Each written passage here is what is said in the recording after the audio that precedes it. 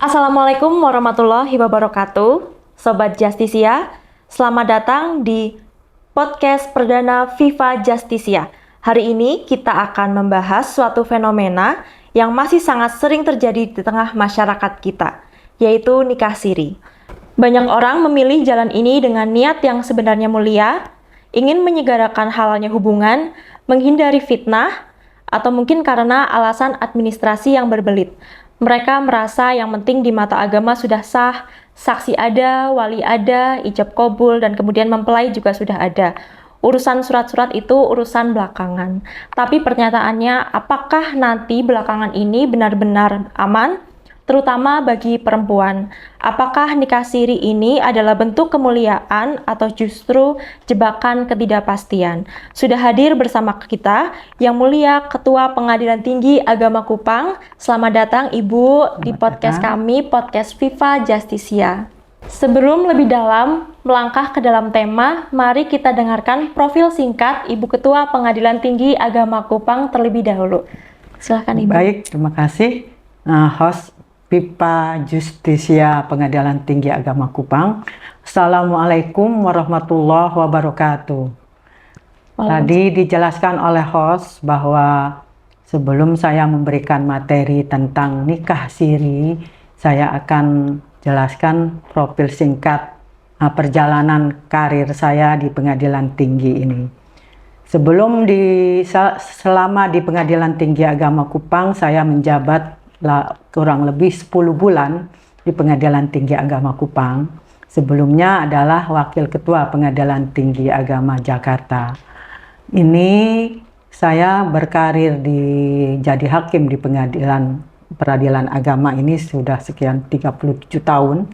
Perkara nikah siri walaupun dari dulu selalu menjadi permasalahan, tapi sangat urgen ditampilkan dalam podcast FIFA Justisia ini karena ini masyarakat juga masih menganggap ini adalah bisa jalan pintas untuk mendapatkan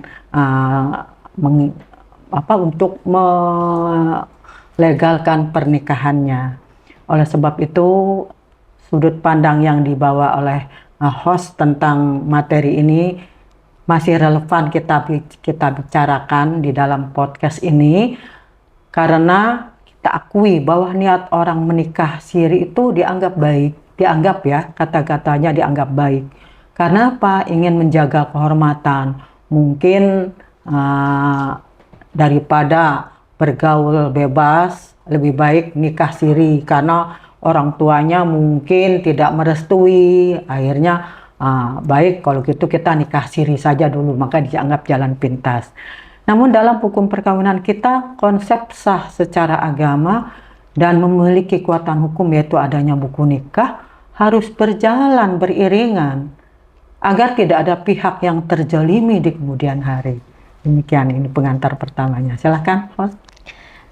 Baik Ibu, kalau misalnya kita menggunakan perumpamaan yang sering masyarakat pakai, banyak yang merasa nikah siri itu solusi yang praktis. Tapi kalau kita lihat dari kacamata hukum, apakah ini ibarat kita membangun rumah yang megah, tapi di atas tanah yang tidak punya sertifikat? Kelihatannya indah, tapi statusnya rentan. Bagaimana jika dilihat dari kacamata hukum sendiri, Ibu? Tadi menganalogikannya adalah perumpamaan yang sering dipakai masyarakat seperti sertifikat rumah ya. Analogi itu sangat tepat selama cuaca cerah kalau rumah ya misalnya, atau cuaca cerah dalam artian kalau di rumah itu hubungan suami istri itu baik, harmonis ya, itu tidak ada masalah. Tapi begitu badai datang, gak mungkin suami istri itu tidak ada masalah. Begitu ada badai datang, entah ada konflik, ataupun perpisahan cerai, atau kematian, disinilah sertifikat itu menjadi sangat vital.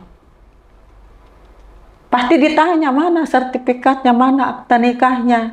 Itu tadi dikatakan bahwa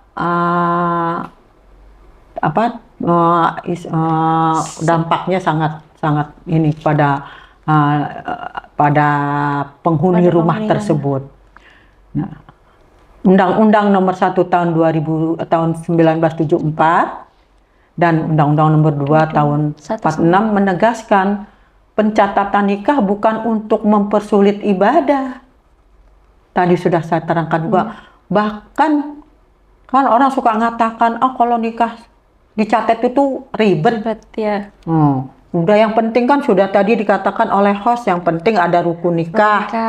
Ada tadi pasangan, ada pasangan suami istri, ada wali, ada saksi, ijab kabul, ada tambah mahar kan. Nah, tapi kok ditambah dicatat-catat gitu kan. Nah, masyarakat itu menyatakan itu adalah mempersulit ibadah. Karena apa? Orang mau nikah kok banyak banget gitu ininya, aturannya harus dicatat, harus daftar ke KUA, belum harus macam-macam gitu. Jadi tanpa pencatatan nikah tadi tidak memiliki data bahwa hubungan itu ada. Nah, akibatnya jika hak istri atau anak dilanggar, negara kesulitan untuk hadir membela karena secara administratif hubungan itu dianggap tidak pernah terjadi. Iya, baik Ibu. Jadi untuk Sobat Justisia, perkawinan itu wajib dicatat untuk instrumen perlindungan. Mari kita bicara lebih tajam mengenai dampak apabila perkawinan ini tidak dicatatkan. Di ruang sidang, kerugian nyata apa yang paling sering Ibu temui yang dialami oleh perempuan yang mengalami pernikahan siri, Ibu? Nah, baik. Karena saya pun udah puluhan tahun ya di pengadilan agama yang kaitannya pernikahan yang tanpa tercatat. Yang paling menyakitkan di dalam persidangan, kalau ada pernikahan siri, itu lemah posisinya di saat pembuktian. Ketika seorang istri misalnya mengalami kekerasan dalam rumah tangga, atau penelantaran nafkah, tidak diberikan nafkah, istri dan anak-anaknya, dia seringkali sulit mendapatkan keadilan karena tidak punya legal standing. Karena untuk ke pengadilan itu harus ada legal standingnya. Bagaimana dia mau mengajukan gugatan? Ya, dia tidak bisa menunjukkan bukti nikah sebagai bukti bahwa laki-laki tersebut adalah suaminya yang sah secara hukum. Bisa saja nanti suaminya kalau karena udah ini nggak suka kan, dia bukan istri saya, mana buktinya saya suaminya dia gitu kan. Itu jadi perempuan, lagi-lagi perempuan yang dirugikan. Lemahnya pembuktian, mau masuk pengadilan juga dia karena legal standing tidak bisa membuktikan bahwa suaminya akan digugat itu adalah suaminya sah secara hukum. Itulah. Baik Ibu. Jadi untuk perkawinan yang tidak dicatatkan ini yang paling dirugikan adalah pihak perempuan. Lalu bagaimana jika suatu perkawinan siri ini terdapat anak Ibu? Jadi anak apakah akan juga menjadi pihak yang terdampak karena perkawinan siri ini, Ibu? Sangat-sangat terdampak.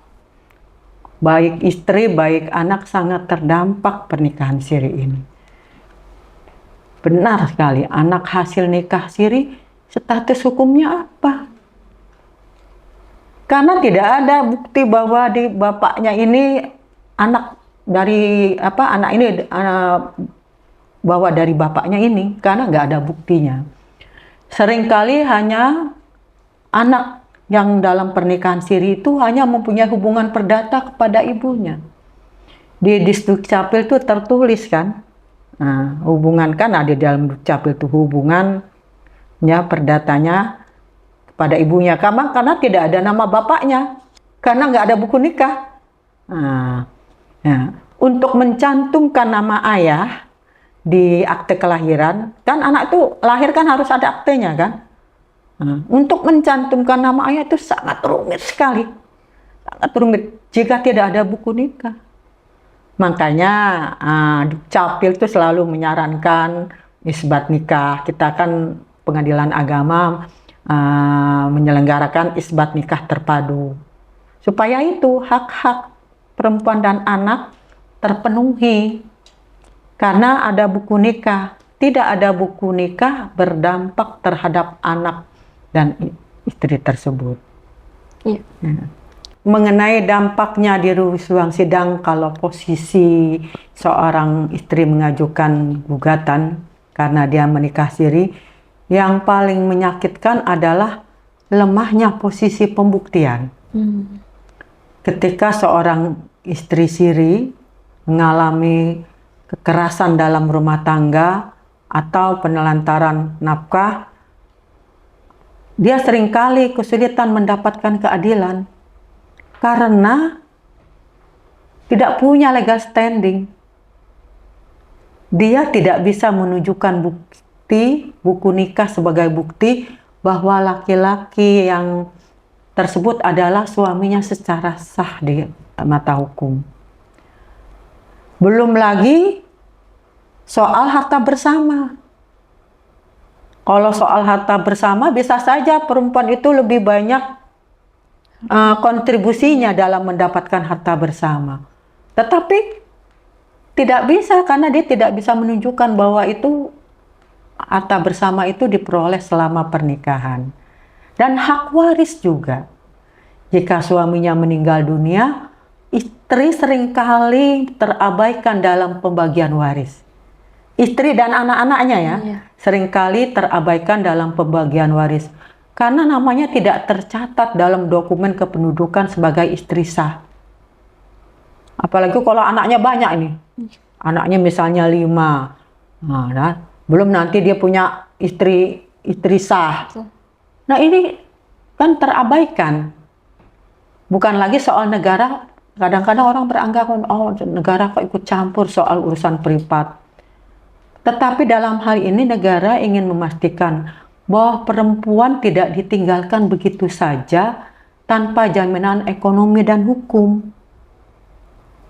Apalagi Mahkamah Agung sekarang ini sudah mengeluarkan peraturan Mahkamah Agung, yaitu Perma tentang hak-hak perempuan dan anak pasca perceraian, itu Perma nomor 3 tahun 2017.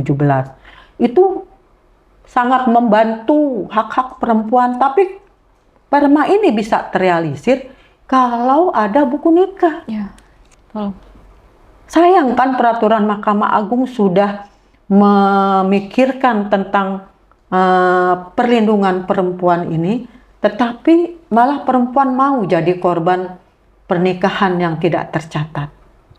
Tetap acuannya Perma perempuan hak perempuan dan anak pasca perceraian itu bagi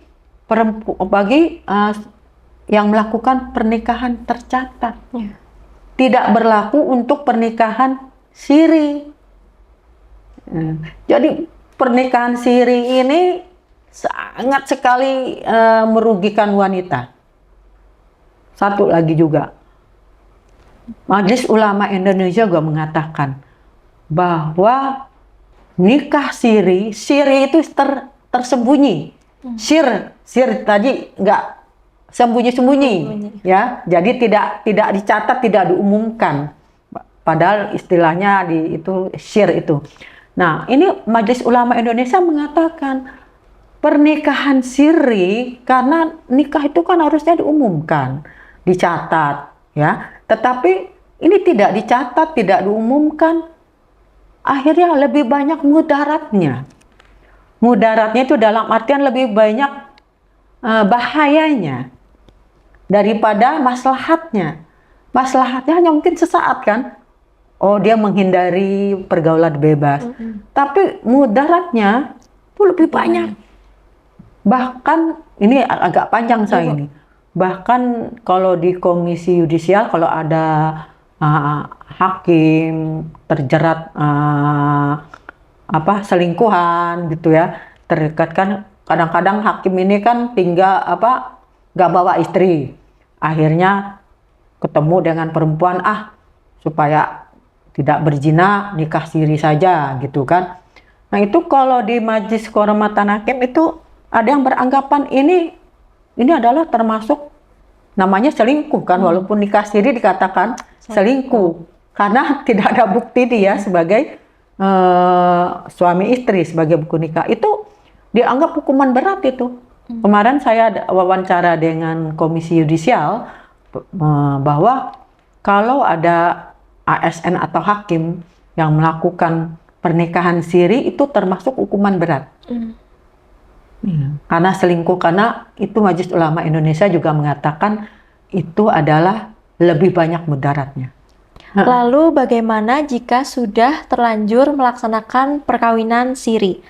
Bagaimana pasangan yang sudah terlanjur ini, apakah ada jalan keluar selain nikah ulang? Negara memberikan jalan keluarnya melalui isbat nikah di pengadilan agama. Tapi isbat nikah ini bukan berarti bisa dikabulkan semuanya, ini jalan darurat. Oh, gitu. Nah, isbat nikah itu Mahkamah Agung sudah mengeluarkan prosedur isbat nikah ini, namanya prosesnya permohonan. Jadi tidak ada lawan.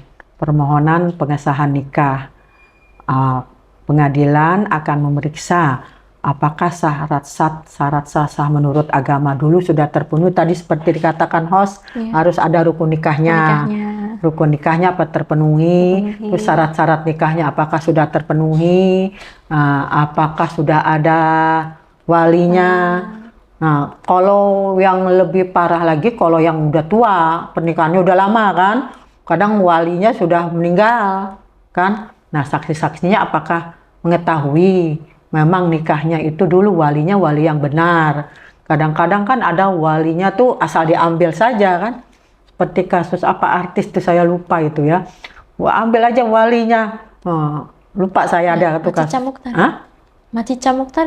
Mungkin ya, saya lupa itu kan asal ambil aja itu wali-wali asal comot. Padahal wali itu harus ada aturannya. Nah, itu sampai sedetail itu hakim memeriksa apakah benar wali yang sah menurut ketentuan agama Islam, dan saksi-saksinya juga apakah sah menurut ketentuan agama Islam. Jadi jika sah, pengadilan akan mengeluarkan penetapan yang menjadi dasar bagi KUA untuk menerbitkan buku nikah. Dan dalam pengadilan agama juga ada namanya isbat nikah terpadu, ya. Karena apa? Ini untuk isbat nikah terpadu, terpadunya dengan adanya Dukcapil, adanya KUA. Jadi pengadilan memeriksa suami istri yang nikah siri ini. Nah, bila dikabulkan, keluarlah penetapan namanya isbat. Isbat itu penetapan, isbat nikah. Jadi ditetapkan kembali pernikahannya. Nah, ini agak panjang ini. Jadi penetapannya ini sifatnya bukan deklaratur, pernyataan. Ya, pernyataan bahwa suami istri ini telah menikah pada tanggal segini. Nah, jadi menyatakan itu. Jadi bukan berakibat nanti anak-anaknya otomatis anak-anaknya itu juga ikut. Ya, anak-anaknya ikut menjadi nikah setelah itu, karena ada beranggapan nikah anaknya karena dia sifatnya hanya menetapkan dia saja, tapi tidak ditetapkan pernikahan anak. Jadi anak-anaknya akan tidak berlaku. Anak-anaknya nanti dianggap anak-anak di luar nikah. Nah, makanya penetapan isbat nikah ini supaya bagaimana anak-anak ini juga mempunyai akte kelahiran. Nah, makanya ada di pengadilan itu nama isbat nikah terpadu. Setelah dikeluarkan penetapan pengadilan, nah isbat ini diberikan kepada KUA. KUA ada di situ tuh, nikah terpadu kan, isbat nikah. Nah, itu biasanya yang mendanai itu Pemda setempat. Nah, ada KUA mengeluarkan buku nikahnya. Dasarnya KUA mengeluarkan buku nikah karena ada isbat. Karena ada isbat nikah dari pengadilan. Nah, setelah dikeluarkan juga isbat nikah, penetapan dari pengadilan diberikan kepada Dukcapil untuk mengeluarkan akte kelahiran anak. Akte kelahiran anak yang tadinya anak itu hubungan perdatanya kepada ibu, akhirnya Bapaknya. akhirnya keluarlah akte kelahiran anak si ini dengan si ini. Anak si Fulan dengan si Fulana. Tapi kalau tadi nikah siri, anaknya tidak ada bapaknya. Nah, itu makanya solusinya ini adalah adanya isbat nikah. Jadi isbat nikah ini adalah pintu darurat. Kami di pengadilan ingin merapikan status hukum keluarga agar perlindungan terhadap perempuan dan anak tidak terus terabaikan. Jadi bagi yang sudah terlanjur segera urus agar memiliki kepastian hukum. Ya, baik. Baik, Sobat Justisia, jadi begitulah betapa merugikannya perkawinan siri dan dampaknya kepada perempuan dan kepada anaknya. Sebagai penutup, ada pesan kuat dari Al-Quran mengenai pentingnya tertib dalam urusan antar manusia ini ya, Ibu? Ya, dalam Al-Quran surat Al-Baqarah 382 Allah memerintahkan urusan utang piutang saja dicatat agar tidak terjadi sengketa. Bayangkan urusan uang saja diperintahkan untuk dicatat dengan detail. Uang itu ya, apalagi sebuah pernikahan yang merupakan misalkan golijon, ikatan yang kokoh ya, ikatan yang kuat, misalkan atau perjanjian yang sangat kuat atau sangat agung. Mencatatkan pernikahan adalah bentuk amanah kita dalam menjaga hak-hak orang yang kita cintai. Luar biasa. Kesimpulannya, tertib hukum adalah bagian yang memuliakan pernikahan itu sendiri. Terima kasih banyak Yang Mulia Ibu Ketua Pengadilan Tinggi Agama Kupang atas pencerahannya pada hari ini dan sudah hadir di podcast Viva Justisia. Sobat Justisia, jangan biarkan niat baik untuk ibadah justru berakhir dengan kesulitan hukum bagi pasangan dan anak-anak kita. Sampai jumpa di episode berikutnya di Viva Justisia. Wassalamualaikum warahmatullahi wabarakatuh. Terima kasih. Assalamualaikum warahmatullahi wabarakatuh.